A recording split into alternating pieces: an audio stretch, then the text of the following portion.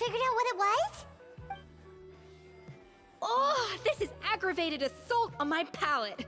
I'd rather eat wet cement than this. Is it really that bad? I made sure the taste tested before it was served. Oh, relax. This isn't your cake. Savanna never switched the plates. The offending flavors are coming from in between the icing and the cake base, which means someone tampered with it while it was being made. Or in other words, we have a traitor in our midst. I'm sorry. I was forced into it. It was Chef Savanna. She said if I didn't cooperate, she would... Calm down, Monica. I've already accepted defeat. And if I wanted retribution, I would have brought this up when the results were announced. Whatever's going on with you, just spill the beans. There's no need to hide it. I was the one who caused the food safety incident that one time. Food safety? Wait, you mean the Lumaline incident? So you procured the contaminated ingredients? I think so. Savanna and I were on procurement that day. I didn't check everything as well as I should have, and so I let contaminated ingredients make it into the kitchen. But I swear I didn't do it on purpose. I had no idea there was an issue with them, and I didn't know it would end up with Escoffier going to jail. But the last thing I expected was for Savanna to use it as leverage to blackmail me with... This is crazy! So Savanna pressured you into sabotaging Escoffier's cake by threatening to expose your secret if you didn't? I know, it's terrible. I'm so sorry. I was so scared. The thought of Chef Escoffier finding out that I put her in jail, it made me freeze up with fear. I thought Escoffier would hate my guts if she ever found out, and yet somehow that's ended up in me doing something even worse.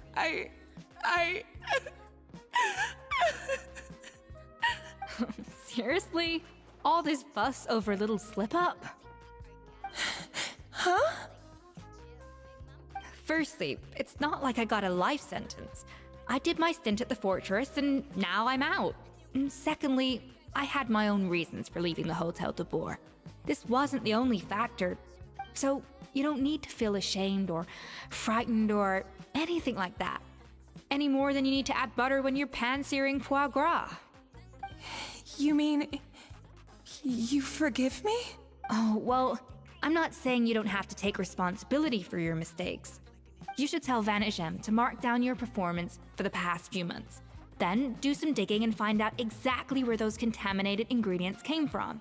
Sure, you've made mistakes, but now's the time to fix them. Understood? Understood. Good. Now, back to Savanna.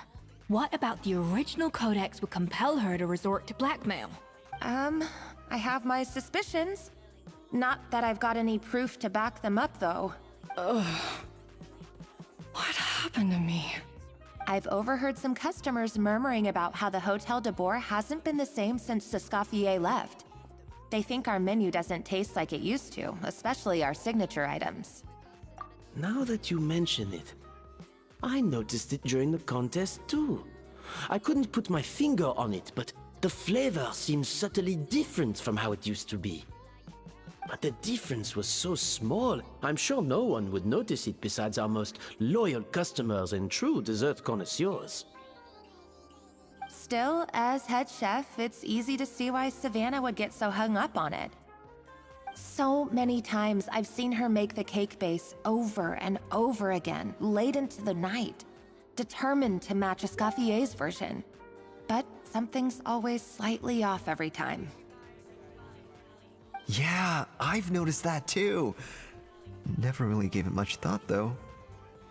Thinking back on it now, it's clear that Savanna's been in a downward spiral ever since Escoffier left. She wants to prove that she can fill Escoffier's shoes. That's gotta be the reason. But after countless setbacks, she's getting more and more unhinged. And at some point along the way, she switched from doubting herself to doubting Escoffier. Doubting Escoffier? For what? Yeah, it would explain why she was bent on getting the original at any cost. She must have thought Escoffier purposely omitted key details from her recipes when she copied them out. Also, she could retain her place as the #1 chef in Fontaine, the only one privy to all the secrets of the trade. Oh, for goodness sake. What a stupid idea. Of course. Then she finally got the codex only to discover that the secret recipes she's been pining for don't exist at all. Seeing how utterly wrong she was must have been a real shock to the system. It probably brought up everything at once. It overwhelmed her, and she passed out. There's still one thing that doesn't make sense, though. If Savanna had the real recipe all along, how come it tasted different? She might not be on the same level as Escoffier, but surely after like 50 attempts, she'd get it right one of those times. You'd think so, but geniuses like Escoffier are in a league of their own.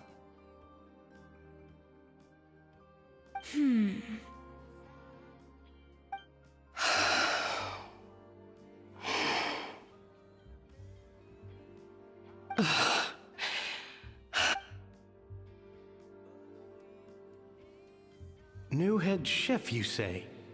What's her name? I don't think I've heard of her before. I wonder, can the Hotel de Boer keep its edge without Escoffier at the helm? This tastes different from last time. Is it undercooked or something?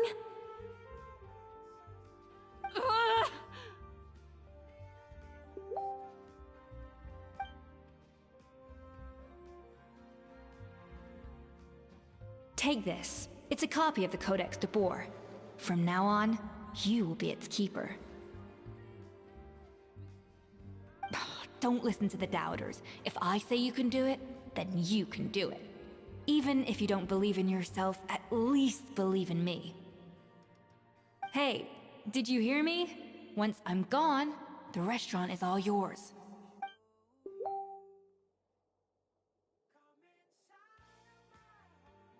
All this time, I've been blaming other people, but maybe I'm the problem.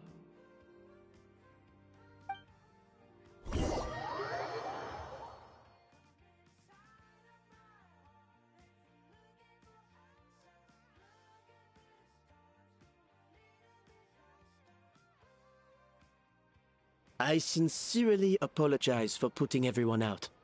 Savanna's awake now, but I don't think she's ready to speak to anyone yet. Let's give her the day to calm down. I'm sure you'll have the chance to talk everything out tomorrow. In that case, I'll go and update for Ma and his family. I wonder what he'll make of all this. So, we'll come back tomorrow then. That was a long day. I think I've earned myself a sweet treat when I get back home. Oh, nice! Macarons? Or are you gonna switch it up this time?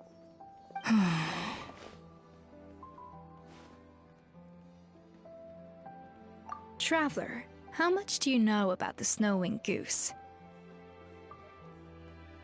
Every year, they migrate long distances in search of a suitable home. There's always one goose at the front whose job is to lead the flock. Fontaine poets often use the image of that goose to explore the ideas about leadership and genius. They usually imagine someone who's a cut above the rest, a model of perfection.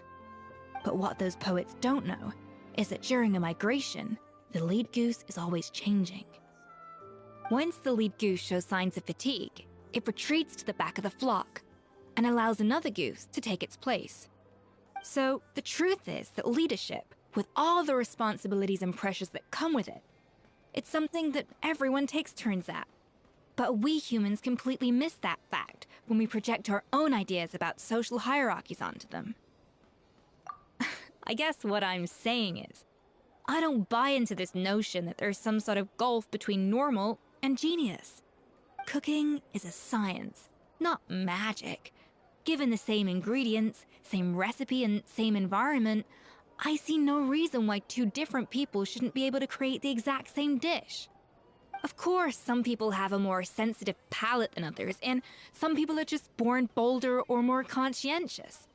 But these are all variables that can be accounted for with time and practice.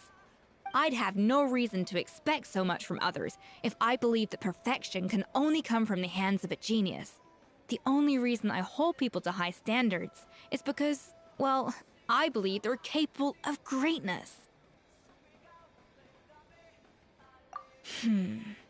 Okay, I've made up my mind. I'm gonna get to the bottom of why Savanna failed.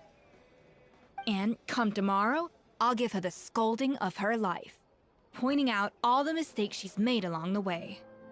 Then she'll finally see the error of her ways.